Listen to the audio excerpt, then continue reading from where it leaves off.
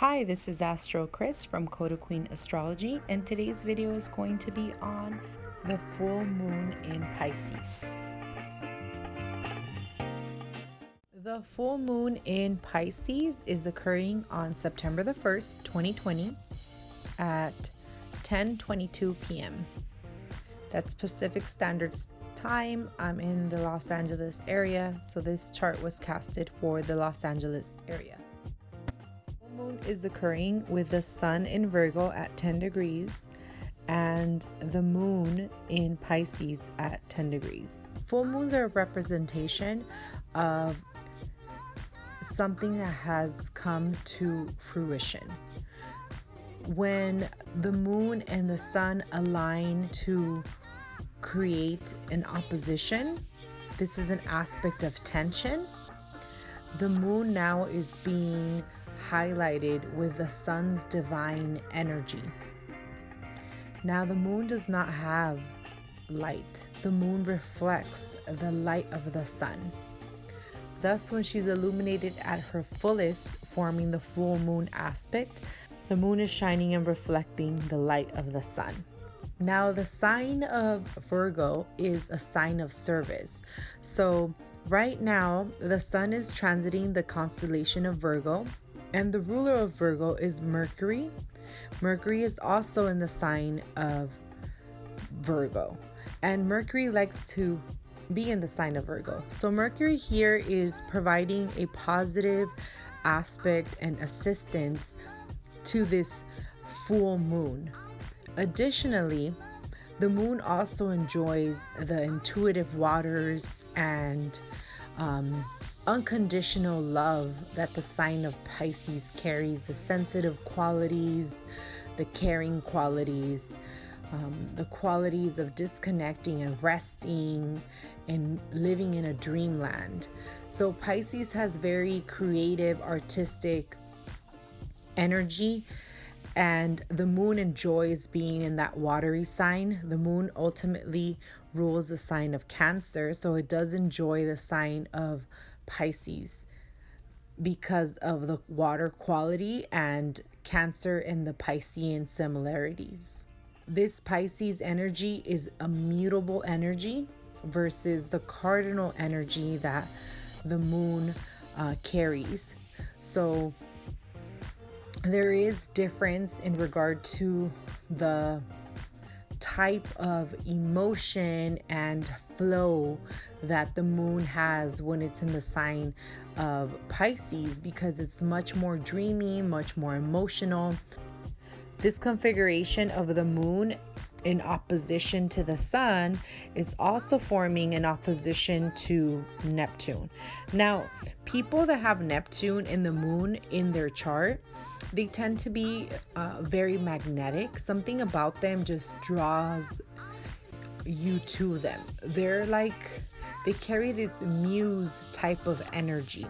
Now, Neptune can be deceptive because he is a trickster type of energy, and so is Mercury. And Mercury and Neptune are now in opposition as well.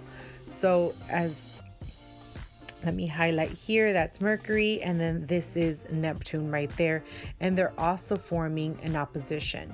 So these are energies that conflict with each other. Mercury, when it's in the sign of Pisces, it is at its fall.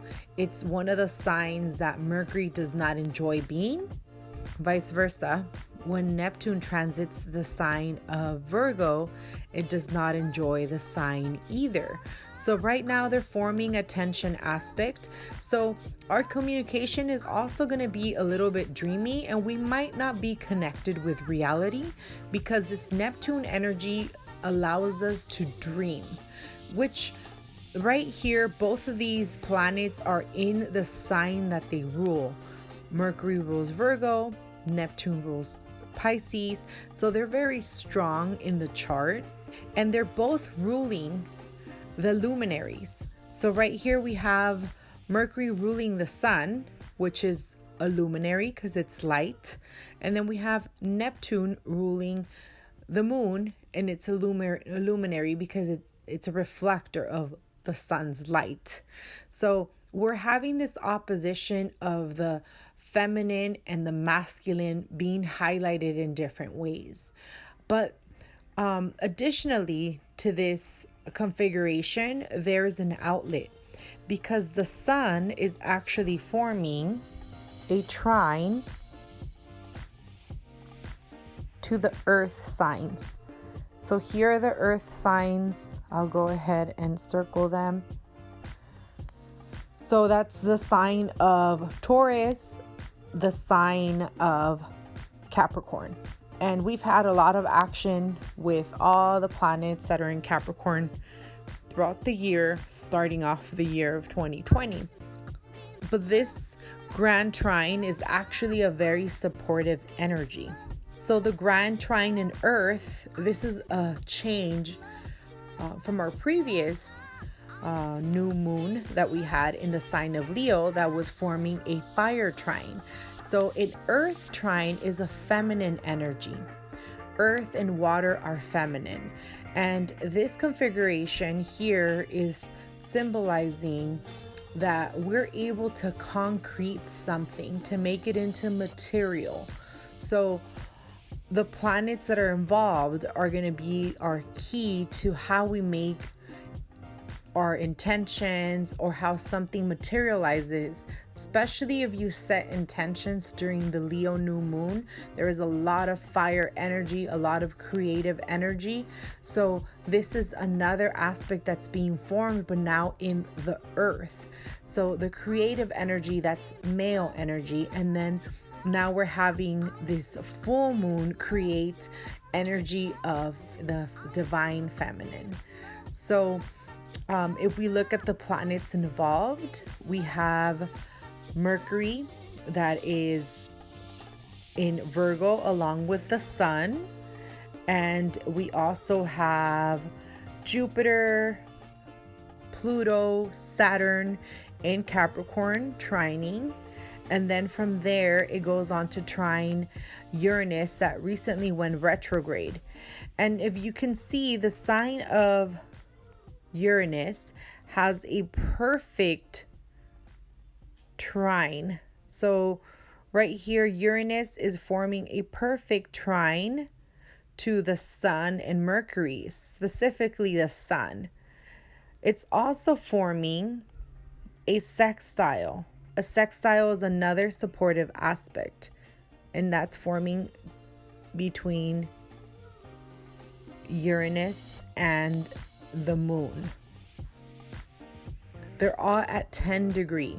So this forms a different configuration, and this configuration is an energy that flows as an opposition. So the sun and the moon are opposing each other. But then the outlet to the sun's distress is Uranus. And then the outlet to the moon's distress is Uranus, which forms this sextile right there.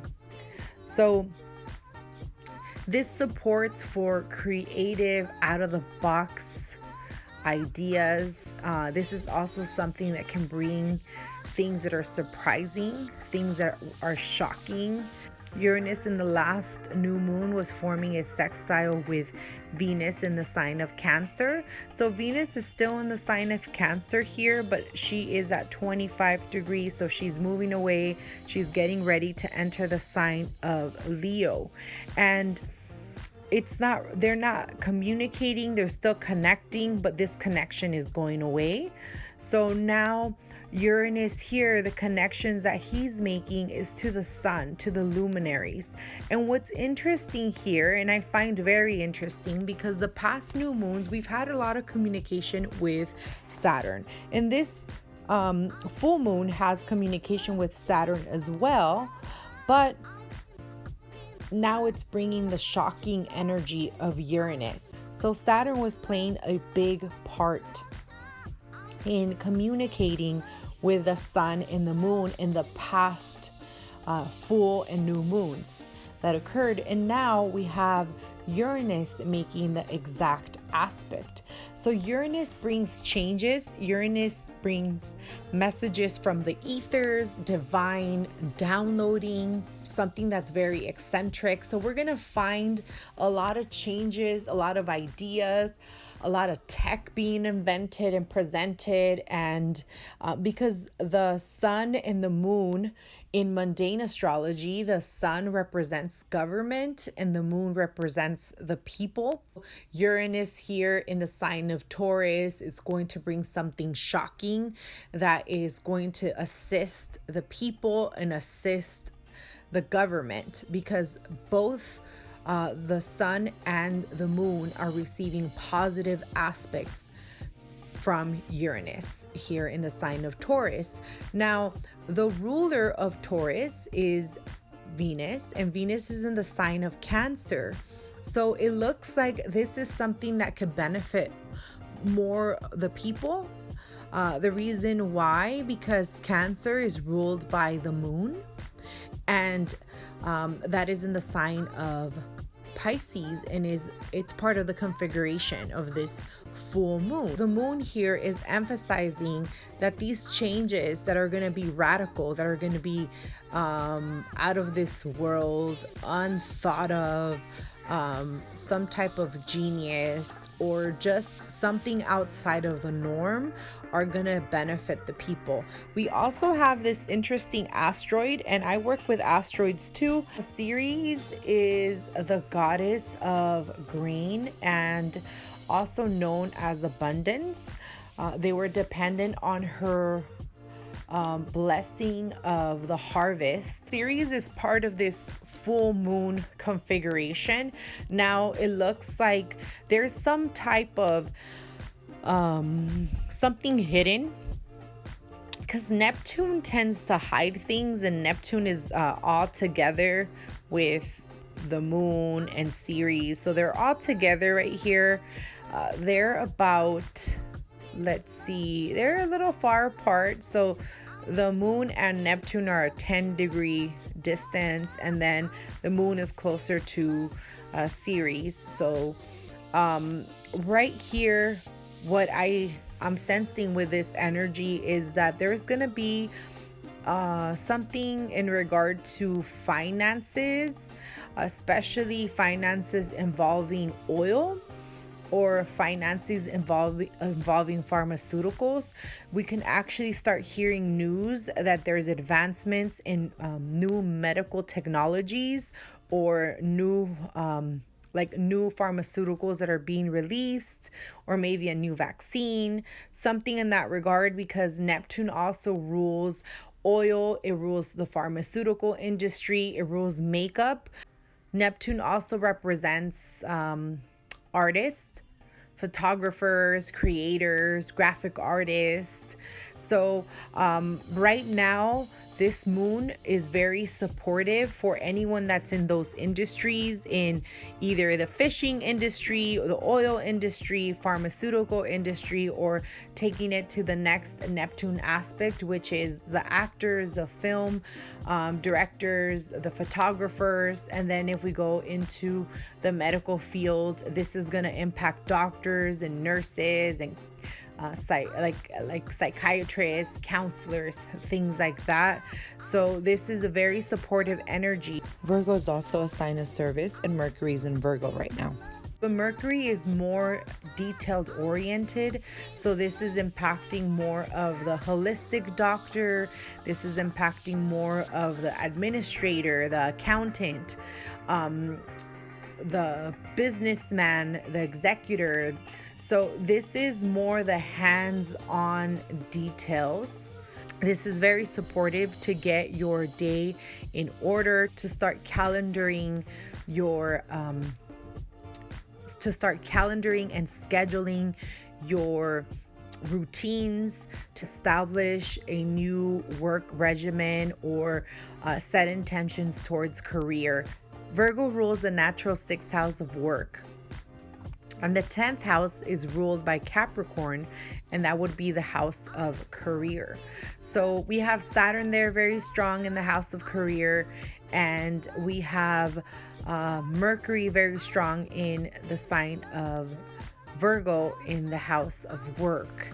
And then we have Uranus in Taurus in the house of money.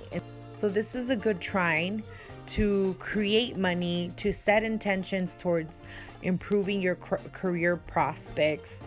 You'll also see some payoff in regard to any intentions that you made in your previous new moons, if you're a new moon manifester, because Earth is very tangible and it's very fertile with this water energy. So all the Earth here is being fertilized by this Neptune energy, by this moon energy, and also Ceres. And like I mentioned, Ceres is abundance, the goddess of harvest. And then we have the moon, which is also she's the goddess of the goddesses, right?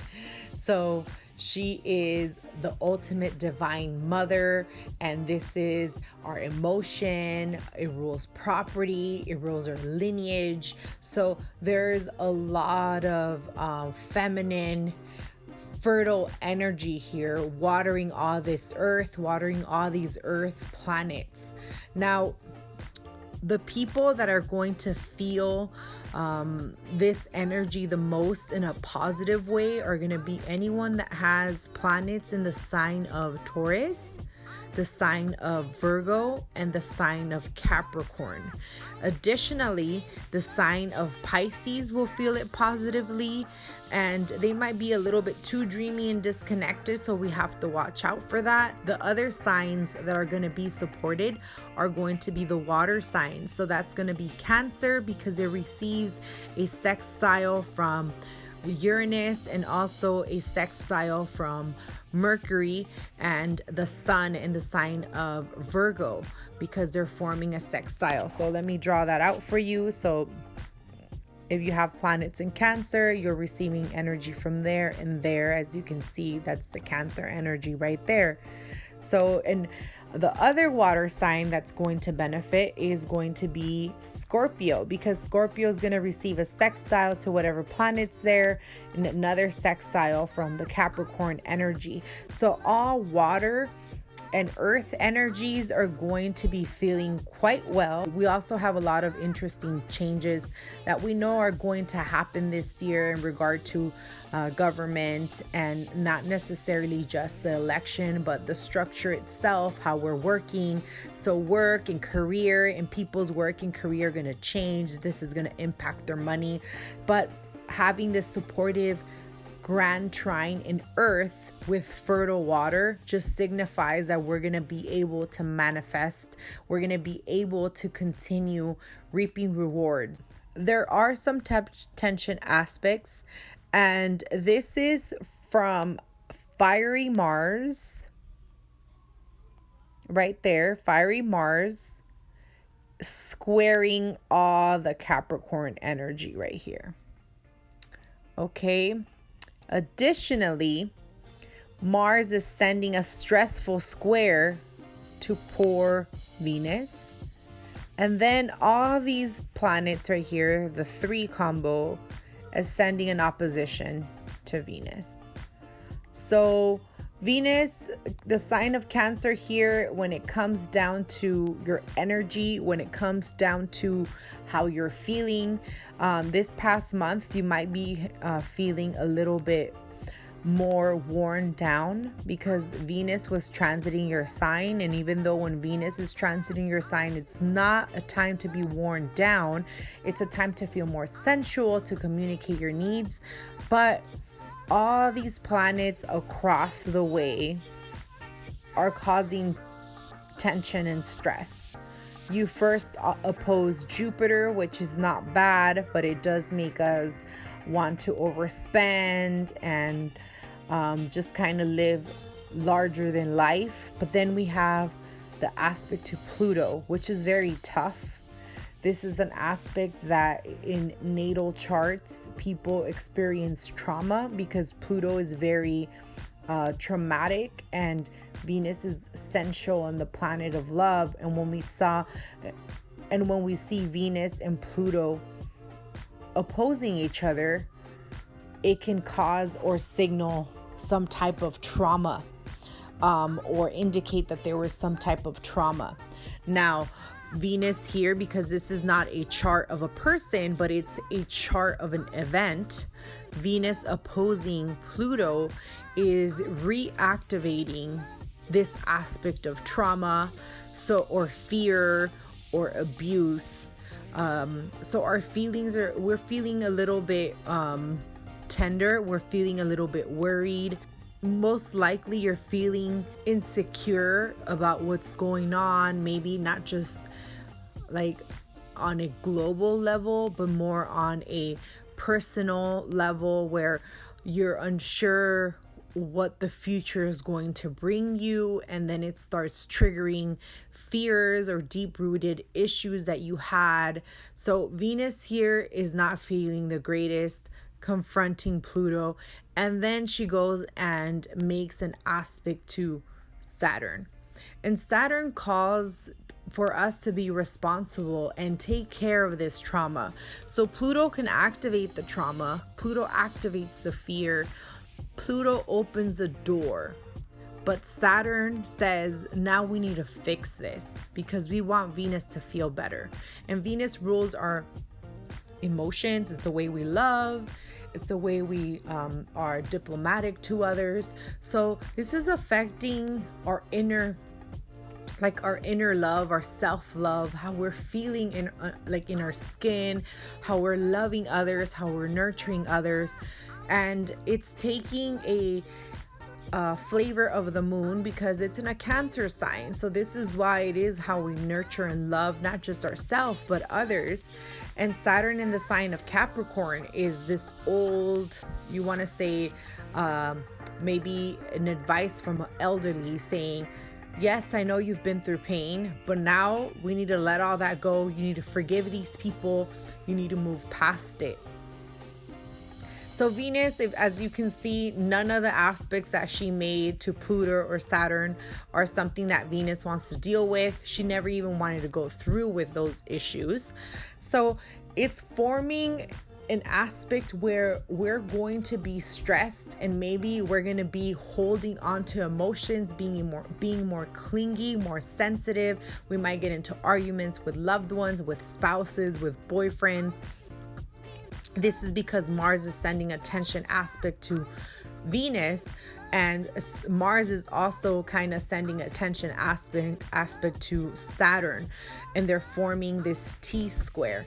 Now, I can also see on a very literal level that this can cause arguments in between lovers and the hierarchy of parents. So it can activate maybe a argument between two lovers, and then the family gets involved, or authority gets involved. Some type of authority over these people get involved. So we do need to watch out for this energy, because it's very tense.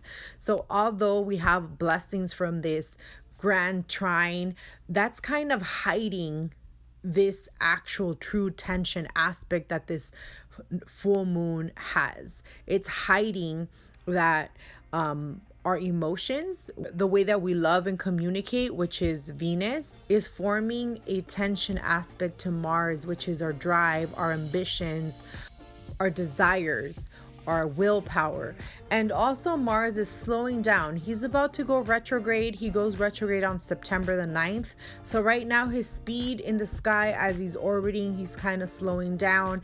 Also internalizing this energy, making it harder for us to communicate our needs, to say really what we want. And we might bite our tongue, but then we bite our tongue so much that we end up exploding.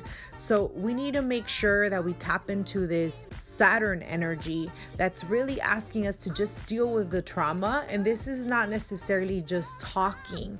We might have to get involved in some type of therapy, or maybe a support group, or get friends involved. Whatever level of self-love and care that you need, seek that, because we need to release this tension so like that we can evolve. Because as we release what doesn't serve us anymore, we grow. And that is the message of the full moon. We have to release, because we're at the culmination point. So it's a hidden gift.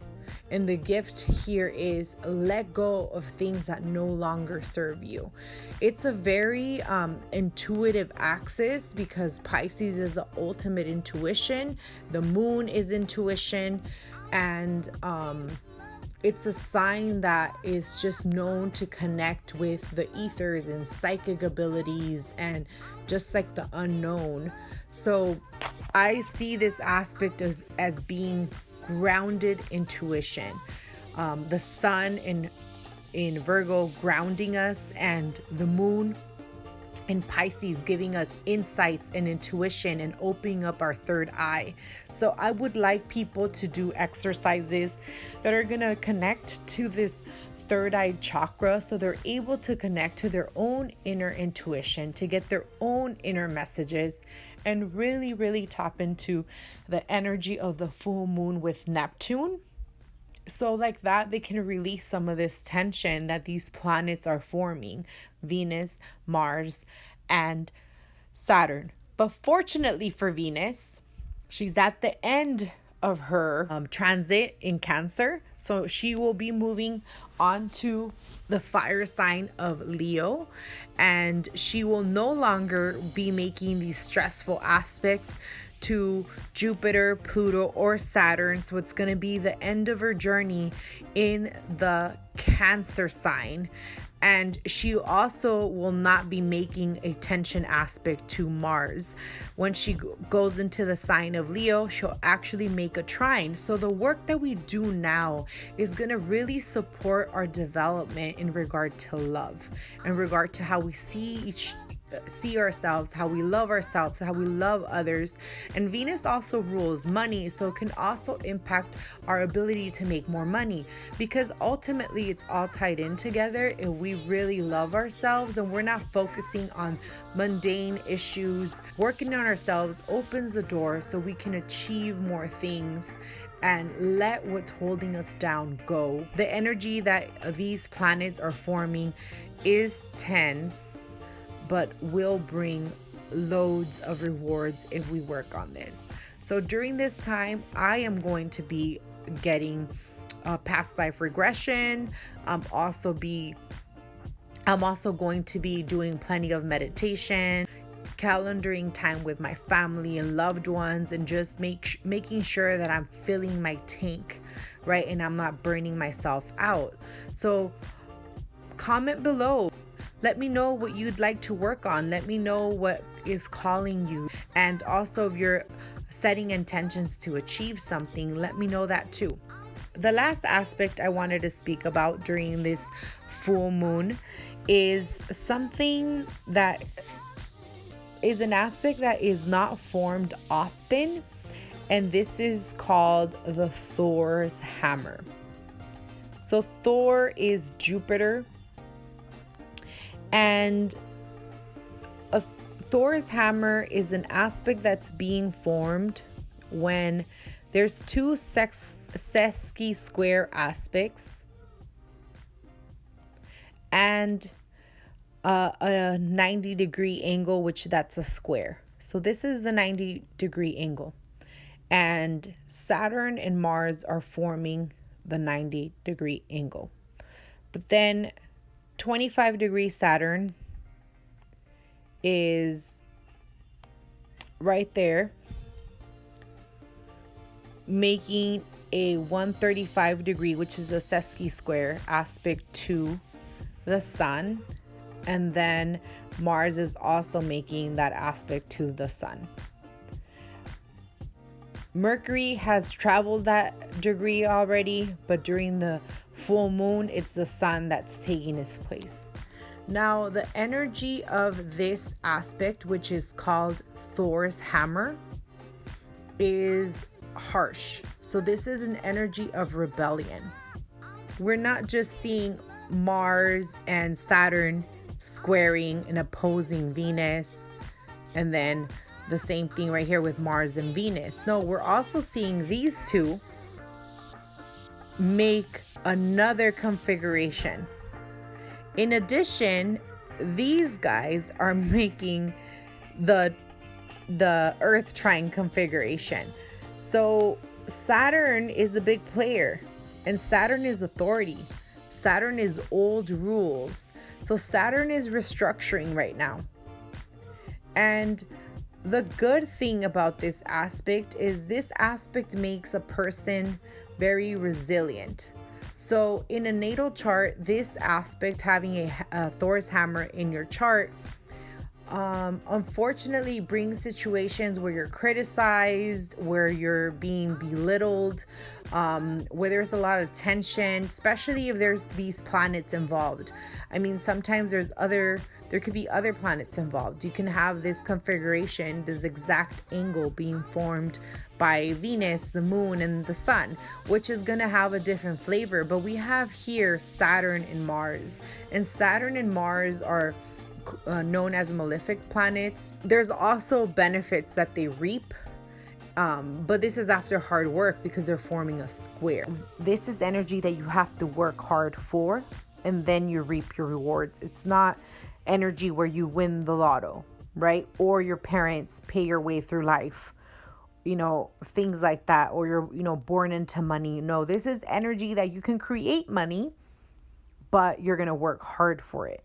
So having this configuration in this event chart of the Thor's hammer is really emphasizing that we're going to go through a time where we're going to see a lot of criticizing, a lot of things, especially having Mercury involved in the media, a lot of back and forth arguments, things that are kind of like fighting words, because Mars is fighting. He is the god of war, and then Saturn is old structures.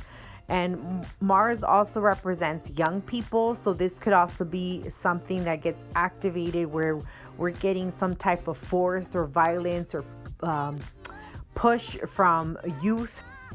Saturn is established old government patterns, so we're seeing a lot of tension, and Mars wants to restructure this. Mars no longer wants old patterns. And the sun in mundane astrology represents government, Saturn represents authority, and then Mars represents force or the military, cops, things like that. So we're having all these aspects of mundane issues being activated by the Thor's hammer. So something is going to be hammered down, something's going to be destroyed, because we have to think about the quality of the Thor hammer. Thor would throw this hammer, and this hammer had the ability to destroy, but it destroyed with a cause, right? It destroyed to defend, it destroyed to maintain, it destroyed to keep status quo, or to create a new beneficial government. So it was with a just purpose, but no matter what, it destroyed. No matter what, it restructured. So this is why this aspect is very tense, because those natives that have aspects such as the Thor hammer, they take so much, but eventually when they communicate and they let all this built up, pent up energy, they have the ability to go out with a bang, like a rebel, and destroy and restructure. But they tend to be very successful. So they came with the mission, but this mission was forced onto them until they bottled it up and exploded. And that is happening right now. We're having this tension. It was already activated when Mercury traveled through 10-degree Virgo, and now the sun is doing that. So this is the last configuration that I see. It is a minor aspect, meaning it's a minor configuration compared to the Grand Trine.